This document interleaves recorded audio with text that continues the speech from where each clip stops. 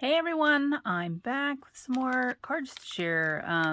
So I did get a chance to do some more crafting, and lots of this stuff was actually die cut already for me because I had done a lot of die cutting, and so my bin of die cuts had some things that I was interested in actually making something with.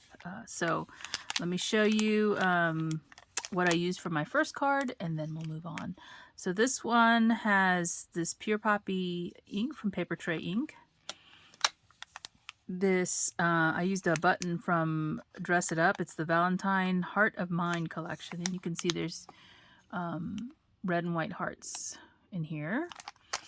I use these candy wrap dies from Jaded Blossom, and the one that I used is actually the scalp one. It's supposed to go around a nugget is what this is for. And then I used the Stitched with Love stamp set again, and I used So Glad We're Friends, I think is what is from this set. So that's what I used for the first card. So let me show it to you amongst other things. So I didn't pull the die for this because I'd already die cut it some time ago. But this card uses a die from Waffle Flower Crafts, this spool die. I actually had two of these cut because I was going to, let me see. Let me put this on a colored background so you can see it better. I was going to put it, I was going to use it to wrap some ribbon around it to gift, and then I never did. Or I did it and didn't need the extra ones that I made. So I had two of these left over, and I made it into a shaped card. So you can see all I did was score it at the top about an, I don't know, 2/8 of an inch or 1/4 of an inch here at the top. And then I scored it and glued it to the two pieces together. So you have a shaped card that looks like a spool. This is for Sew in Love February.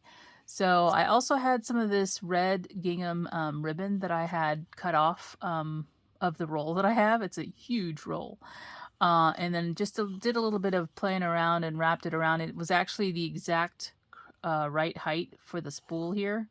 So I just wrapped it around the first, the top portion of the card. See, it goes around the back. And then did a little bit of gluing of the fabric with different pleats, just to give it a little more texture. And added a little stick pin with the heart.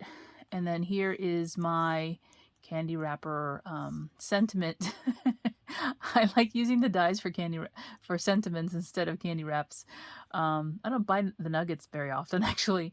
And then I used my heart button here. Oh, and this little shiny tinsel here, it's from Prima, from the Sugar Cookie collection by Frank Garcia. And you can see there's a white, a gold, and a pink, and I used the white out of it. Forgot to show that. So that's what's threaded through the little holes in the button. And then there's the stamped sentiment. So glad we're friends. And I haven't stamped on the inside because, again, whenever I happen to use it, I'll put something there. And on the back, I've stamped my little strawberry stamp. This one is, I think, a Stampin' Up. No, it's a dot stamp, I believe. Yeah, that looks like a dot stamp. And I just signed my name in there. So that's my first card. I hope you enjoyed that. I'm going to move on and share with you my next set of cards. I was playing again with some other die cuts. So here is Prairie Grass ink from Paper Tray. It happens to match the paper that I'm using. This Love Blooms Quilt block die from Jillian Vance Designs. I don't know if this is still available. I'm just using what I have in my stash.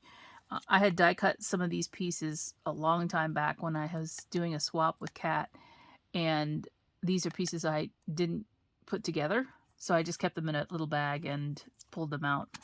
So I don't know if this, like I said, I don't know if this quilt block is still available from her, but I've had it in my stash for a while now.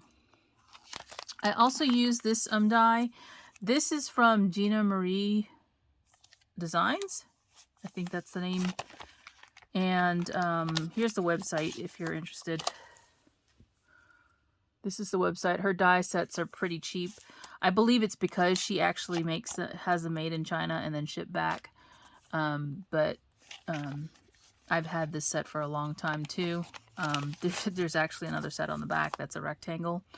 But I use the squares, and I use the largest square out of this set. Square shape. It's not actually a square, you can tell, but it's equal on all sides.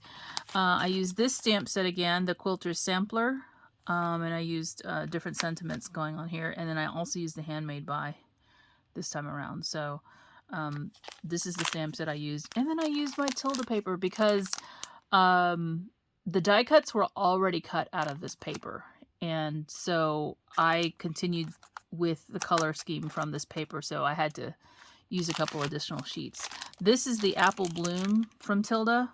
Some of you were commenting that you've never seen Tilda paper before. This is the name of the artist or the illustrator. Well, not illustrator because she doesn't illustrate what do you call it, stamps or anything like that anymore. She used to. Tone Finnegar. She has sewing books out to make little critters and stuff, and quilts. And she just does fabric now. She doesn't do any paper collections for scrapbooking. So this is a 6x6 pattern paper pad called Apple Bloom. This other one that you just saw, this piece of paper, comes from a different what do you call it? Different pad, but it's in the same set of patterns. So if you look at this one right here, it's teal. That same pattern is right here, and it's a green one. So she kind of repeated them when they came out together. So for instance, I was going to show you the pad if you hadn't seen it. This one is Spring Lake. That's where that sheet comes out of, and it has a different tone of colors. So you can see the patterns are very, very, very similar. They're exact, I think. They're just in different colorways. So these two came out around the same time. Spring Lake and Apple Bloom. I don't know what year. It doesn't show a year. But again, these are retired paper pads that I don't believe you can get anywhere anymore. I've never seen them, unless you're buying them on a secondhand market, I guess. But I've collected these a couple years back when this was a big thing, and she retired the paper line because she was focusing more on fabric. I actually contacted them to ask them what was going on. If you watch my old hauls, you'll see me buying these paper pads, and quite a few of them. So now's the time to pull them out and use them. But because she does because she does fabric, a lot of her paper lines are actually the same patterns. So they lend themselves to sewing type projects. So and there's 4 sheets in each pattern, and they're double-sided. But if you notice, a lot of her prints are very much like you would see in a fabric. And that's because she did translate all of these into fabrics. So you can find her fat quarters, you can find actual yardage, you can find what do you call them, the rolls, the long, I don't want to use the word because that's trademarked, but you can find to make quilts and stuff like that. So, and she even had button packs, all kinds of things. So here's the other one. It's a different colorway, but it's the same set of patterns that I just showed you in the other book. And so these are 2 6x6 pads that I have. There are others. I think I even have another one sitting out. This one is Painting Flowers. It's another 6x6 of hers. And this one is different. So this is a different colorway. It's got blues and pinks and greens, but it has different patterns in it than these two.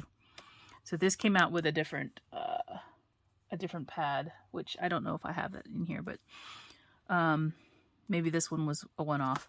There are even ephemera packs for her stuff. So this is just a peek in case you've never seen Tilda paper. And her paper was not cheap. It's not. I'd never seen it on sale really, and it was very hard to find. I think only 2 stores in the United States carried it.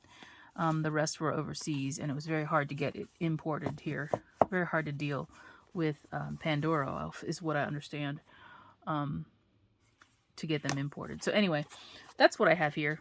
I just wanted to show you that because some people were commenting about the Tilda paper and not having seen it before. So if I showed you all of my supplies, let me show you the cards.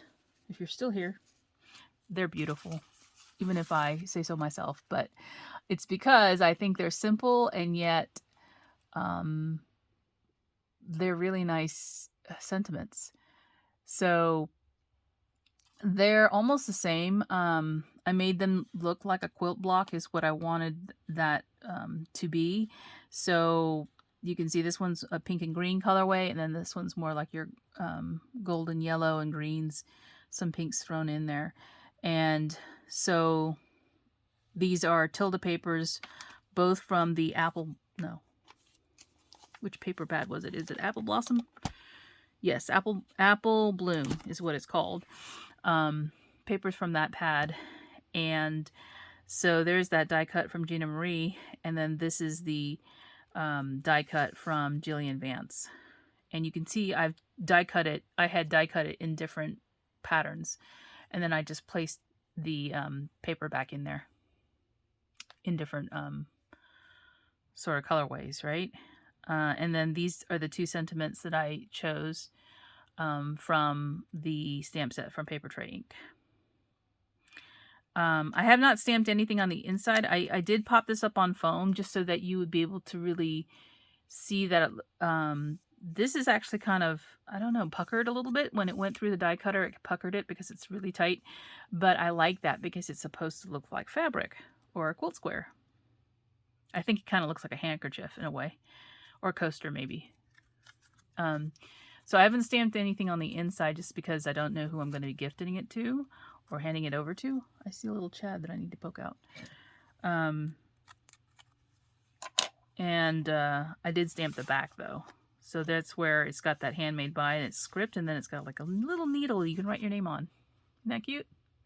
So that is what's stamped on the front and the back, and these are the two cards I made using the Tilda paper. I'm trying to make an effort to use it more in my projects because I've been hoarding it too much.